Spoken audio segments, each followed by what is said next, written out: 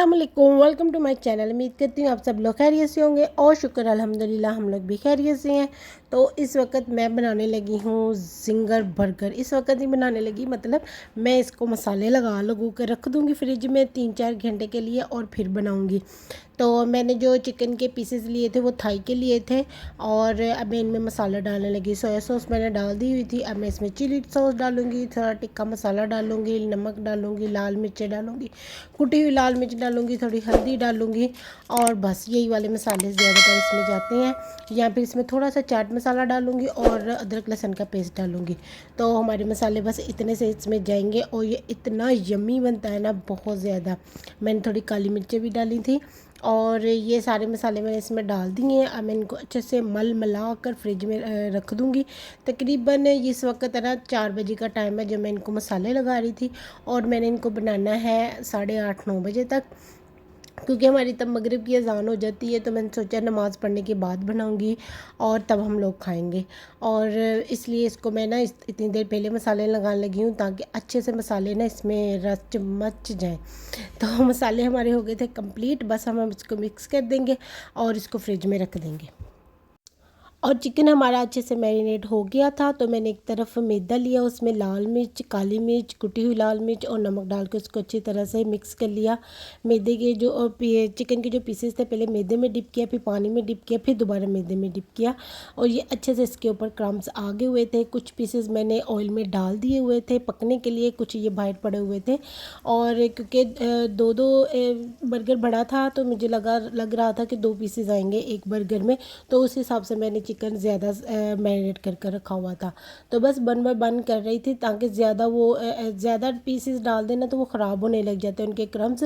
और इसको डिप भी काफ़ी ज़्यादा ऑयल डालेंगे तो वो अच्छे से होगा, अदरवाइज़ वो फिर ख़राब होने लग जाता है। चिप्स हमारी फ्राई होगी हुई थी और चिकन भी तकरीबन हमारे होने वाले थे और सारे चिकन कर लिए हम लोगों ने। उसके बाद मैंने बस बर्गर को रिजेंबल करना शुरू कर दिया। इसके ऊपर सॉस लगाई, फिर इसके ऊपर बंद गोभी लगाई, फिर इसके ऊपर मैंने चिकन के पीसेस रखे और प्याज रखा और ऊपर सॉस डाल दी। जो सॉस है वो मैंने खुद बनाई थी।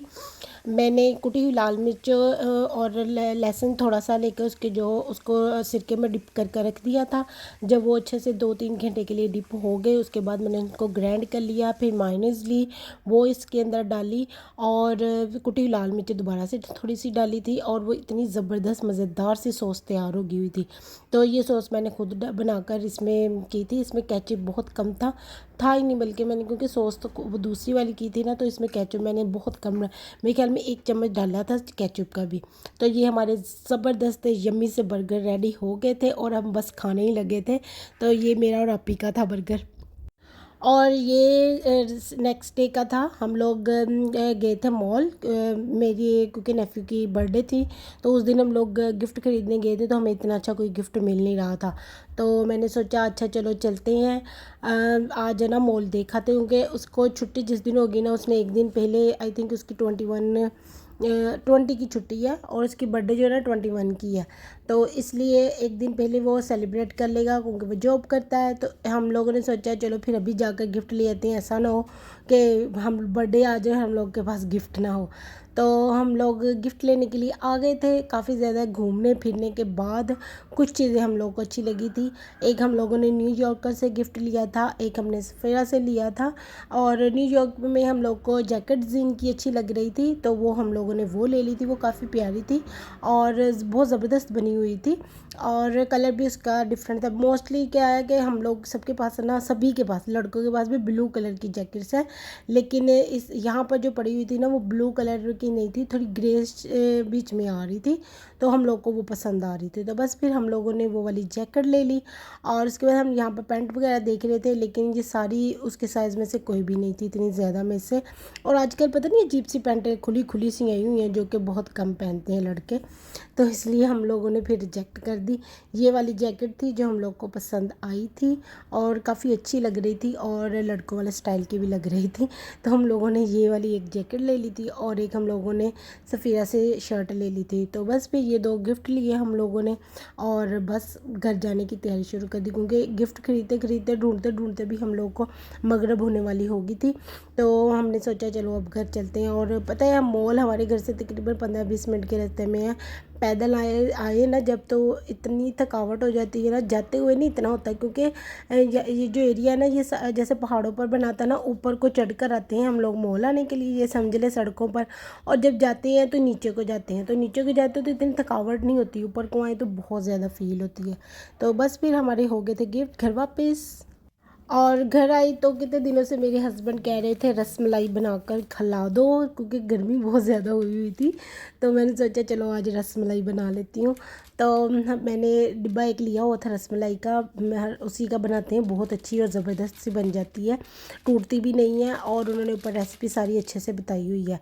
मैंने एक मरतबा पाकिस्तान में सेम रेसिपी ये बनाई थी, लेकिन ख़राब हो गई थी मुझसे, और मैंने फ़र्स्ट टाइम अपने ससुराल में बनाई थी, तो मुझे इतनी शर्मिंदगी हुई थी उस चीज़ पर।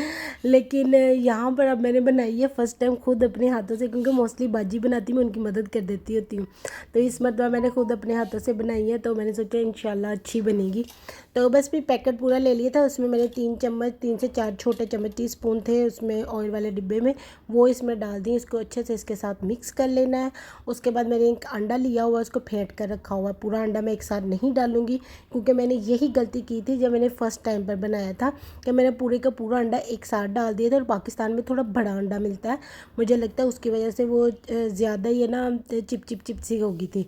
तो इसलिए मैं थोड़ा थोड़ा कर कर अंडा डाल लूँगी, और जितनी मुझे ज़रूरत होगी उस हिसाब से। लेकिन यहाँ का जो हम देसी अंडा इस्तेमाल करते हैं वो साइज़ में छोटा ही है, स्मॉल साइज़ का अंडा है, तो इसलिए वो पूरा भी डल जाएगा ना, मुझे लगता है पूरा ठीक रहेगा। तो मैंने लेकिन फिर भी एहतियातन आधा डाला है, आधे के साथ इसको करूँगी। फिर उसके बाद मुझे जब फील होगा कि हाँ नहीं इसमें और थोड़ा सा जाएगा, तो मैं बाकी का भी इसमें डाल दूँगी। तो ये वाला जो है ना, बस इसमें यही 2 चीज़ें जाएंगी, क्योंकि पैकेट में उन्होंने सब कुछ डाला होता है, आपको कुछ भी और अपनी तरफ से एक्स्ट्रा डालने की ज़रूरत नहीं पड़ती, सिर्फ घी डालना होता है और अंडे के साथ इसको गूंद कर रख लेना है। गूंदना इतना अच्छी तरीके से आपने कि इसके अंदर वो दाना दाना ना रह जाए, तकरीबन सारा अच्छे से मिक्स हो जाए। और इसको तकरीबन 2 मिनट के लिए आप छोड़ भी दें। आपको जो लग रहा होता है ना कि बहुत चिपचिपा हो गया, उंगलियों के साथ चिपक रहा है, ऐसा कुछ नहीं होता वो, क्योंकि आपने गूंदा होता है ना अभी ताज़ा ताज़ा, तो इसलिए होता है। जैसे ही आप 2 मिनट के लिए इसको छोड़ते हैं ना, तो ये थोड़ा हार्ड सा हो जाता है, तो वो फिर आपकी अच्छी वाली रसमलाइयाँ जो है ना वो बन जाती हैं। तो बस ये देखिए मेरा आटा जो था ना बिल्कुल परफेक्ट हो गया था, और मैंने अंडा भी इसमें पूरा ही डाल दिया था। और ये गूंद कर अब मैं इसको साइड पर रख दूँगी। 2 मिनट के लिए मैंने छोड़ा था, तो अब मैंने एक और प्लेट ली है बड़ी वाली, इसके ऊपर ऑयल लगा कर इसे अच्छी तरह से नीचे से ऑयली कर लूँगी। घी लगाया था मैंने। तो जो हमारे आटा गूंदा है ना मैंने इसका रसमलाई का, इसके पीसेस कर लूँगी, क्योंकि उन्होंने बताया हुआ है डिब्बे पर कि 17 से 18 रसमलाइयाँ ईज़िली बन जाती हैं।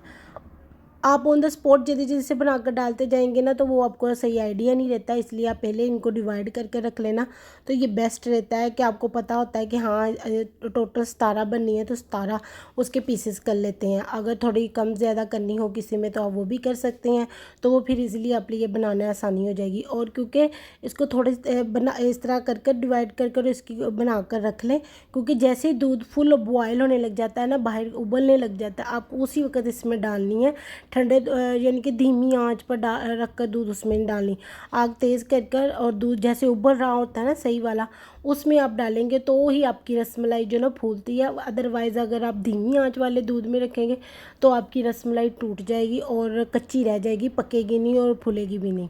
तो ये देखें, इसीलिए मैंने कुछ बना ली थी और दूध मैंने ऊपर रख दिया ताकि वो अच्छे से बॉयल हो जाए। जैसे उसके अंदर बॉयल आएगा मैं अपनी रसमलाई 1 बाय 1 इसमें डालती जाऊँगी और ये अच्छे से बॉयल होती जाएगी।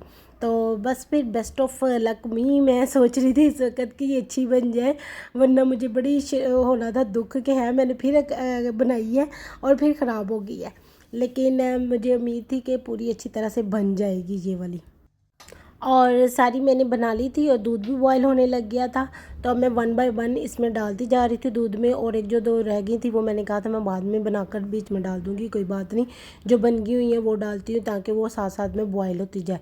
क्योंकि पतीली जो थी ना मेरे पास वो मिड साइज़ की थी, और उसमें एक साथ सारी डालती ना तो भी नहीं होनी थी, तो इसलिए मैंने सोचा 1 बाय 1 डालती जाती हूँ, वो उबलती होती जाएंगी ना, ऊपर को आती जाएंगी, तो ऑटोमेटिकली ये अच्छी बन जाएंगी। तो ये देखिए हमारी सारी की सारी इतनी अच्छी बन गई थी ना, और एक भी नहीं टूटी थी, सारी की सारी फूल भी गई और इतनी सॉफ्ट इतनी मज़ेदार बन गई थी। दूध फुल बॉयल होने लगा हुआ था, मुझे लग रहा था दूध कम हो जाएगा, लेकिन उसकी कोई प्रॉब्लम नहीं है। आपकी जब रसमलाइयाँ अच्छी तरह से फूल जाएँ, ऊपर आ जाएँ, तो आप इसको 1 बाय 1 जिस डिश आउट में करना है अपने डिश में उसमें निकालते जाएँ।